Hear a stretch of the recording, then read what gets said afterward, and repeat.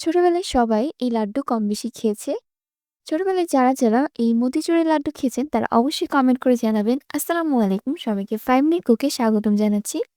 আজকে আপনাদের সাথে খুবই সহজ পদ্ধতিতে মতিচুরের লাড্ডু রেসিপি শেয়ার করব। এই রমজান মাসে সবার বাসায় বেসন থাকে এবং সেহরিতে অনেক সময় মিষ্টি জাতীয় কিছু খেতে মন চায়। আপনারা চাইলে এই মতিচুরের লাড্ডু অনেকগুলো বানিয়ে সংরক্ষণ করতে পারেন এবং যখন মন চাবে তখন খেয়ে নিতে পারেন। বর্তমানে ঘরে থাকা বেসন দিয়ে এই লাড্ডু তৈরি করা যাবে। প্রথমে এখানে নিয়ে নিয়েছি ১ কাপ পরিমাণ বেসন। তারপরে অল্প, অল্প পানি দিয়ে বেসনটা খুব ভালোভাবে গুলিয়ে নিতে হবে। অবশ্যই অল্প, অল্প পানি ব্যবহার করবেন এবং মিক্স করবেন। একবারে অতিরিক্ত পানি ব্যবহার করতে যাবেন না। অল্প, অল্প করে পানি ব্যবহার করলে হয় কি পানির একটি আন্দাজ থাকে এবং ব্যাটারটি পারফেক্ট ভাবে তৈরি হয়। অতিরিক্ত পানি দিলে ব্যাটারটি ফার্স্টেই পাতলা হয়ে যায় এবং ভালো হয় না। অল্প, অল্প করে পানি দিয়ে ব্যাটারটি তৈরি করে নিয়েছি। ব্যাটার তৈরি করে নেওয়া হয়ে গিয়েছে। এখানে আমি অল্প একটু জর্দা রং ব্যবহার করছি। আপনার চাইলে ফুড কালার ব্যবহার করতে পারেন। এই জর্দা রং ব্যবহার করলে কিন্তু সুন্দর একটি কালার আসে এবং খাওয়ার সময় দেখতে অনেক ভালো লাগে। কালারটি সম্পূর্ণ অপশনাল। আপনারা চাইলে স্কিপ করতে পারেন। এভাবে খুব ভালোভাবে কালারটা মিক্স করে নিয়েছি। আপনারা যদি আমার চ্যানেলে নতুন হয়ে থাকেন তাহলে ভিডিওটিতে লাইক করবেন, কমেন্ট করে জানাবেন এবং চ্যানেলটিকে সাবস্ক্রাইব করবেন। এবার যে ব্যাটারটি তৈরি করে নিয়েছি সেই ব্যাটারটি তেলে এভাবে ভেজে নিতে হবে। কোনো নির্দিষ্ট শেপ নেই, কারণ একটু পরে আমরা এগুলো ব্লেন্ড করব। তার জন্য যেভাবে পারেন ওইভাবে করেই এগুলো জাস্ট ভেজে নিতে হবে। দেখতেই পাচ্ছেন আমি নির্দিষ্ট কোনো শেপ দেইনি, এমনি এটা তৈরি করেছি।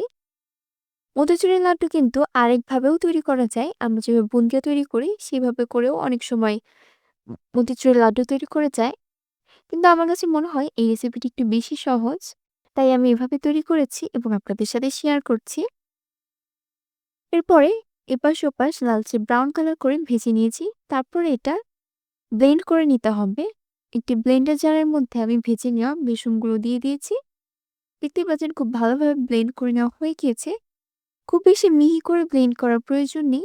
এভাবে একটু দানাদার থাকতেই হবে। এবার চলে যাব লাড্ডু তৈরি করার জন্য শিরা তৈরি করতে। এই লাড্ডু তৈরি করা কিন্তু অনেক বেশি সহজ এবং করতেও অনেক অল্প সময় লাগে আর খেতে তো অনেক বেশি মজাদার। তাই ছোটবেলার স্মৃতিচারণ করে আপনারাও কিন্তু বাসায় এই মতিচুরের লাড্ডু তৈরি করে ফেলতে পারেন। আমি এখানে 1/2 কাপ পরিমাণ চিনি নিয়েছি। আপনারা আপনাদের স্বাদ অনুযায়ী চিনি ব্যবহার করবেন এবং আমি তার অর্ধেক পরিমাণ পানি নিয়েছি। খেয়াল রাখবেন যতটুকু চিনি ব্যবহার করবেন তার অর্ধেক পরিমাণ পানি ব্যবহার করতে হবে। আপনারা যেমন মিষ্টি খেতে পছন্দ করেন সেই অনুযায়ী চিনি দিয়ে দিবেন এবং অল্প একটু লবণ দিতে হবে। যেকোনো মিষ্টি খাবারে কিন্তু লবণ তার স্বাদ অনেক বেশি বাড়িয়ে দেয়। তারপর এখানে দিয়ে দিতে হবে এলাচ। চিনিটা গলে গেলে এখানে একটি এলাচ দিয়ে দিয়েছি। তারপর এখানে দিয়ে দিব লেবুর রস। লেবুর রসটা কিন্তু অবশ্যই দিতে হবে। লেবুর রস না দিলে কিন্তু চিনি দলা বেঁধে যাবে এবং লাড্ডু পারফেক্ট ভাবে তৈরি হবে না। তাই অবশ্যই লেবুর রস ব্যবহার করতে হবে। এখানে 1/2 টি স্পুন পরিমাণ লেবুর রস ব্যবহার করেছি। এটা খুব বেশি জাল দেওয়ার প্রয়োজন নেই। ১ টা ২ তারের শিরা তৈরি করার প্রয়োজন নেই। চিনিটা খুব ভালোভাবে গলে গেলেই আগে থেকে ব্লেন্ড করে রাখা বেসনটা দিয়ে দিতে হবে।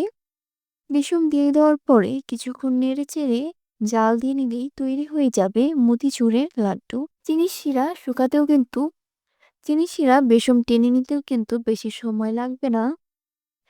দেখতেই পাচ্ছেন কিছুক্ষণ এভাবে নেড়ে নিলেই বেসন চিনির শিরা সম্পূর্ণভাবে টেনে নিয়েছে। তারপরে এখানে আমি 1/2 টিস্পুন পরিমাণ ঘি দিয়েছি। ঘি দিলে সুন্দর একটি ফ্লেভার আসে এবং খেতে খুব ভালো লাগে। ঘি সম্পূর্ণ অপশনাল, আপনারা চাইলে স্কিপ করতে পারেন। তারপরে হাতে অল্প একটু মিশ্রণ নিয়ে এভাবে গোল, গোল করে লাড্ডু বানিয়ে নিতে হবে। আপনারা চাইলে অন্য যেকোনো শেপে লাড্ডু তৈরি করে নিতে পারেন। কিন্তু লাড্ডু নরমালি গোল শেপেরই ভালো লাগে। তাই আমি এই শেপের তৈরি করে নিয়েছি। দেখতেই পাচ্ছেন কত সুন্দরভাবে লাড্ডুগুলো তৈরি হয়ে গিয়েছে। ভিডিওটি শেষ পর্যন্ত দেখার জন্য সকলকে ধন্যবাদ।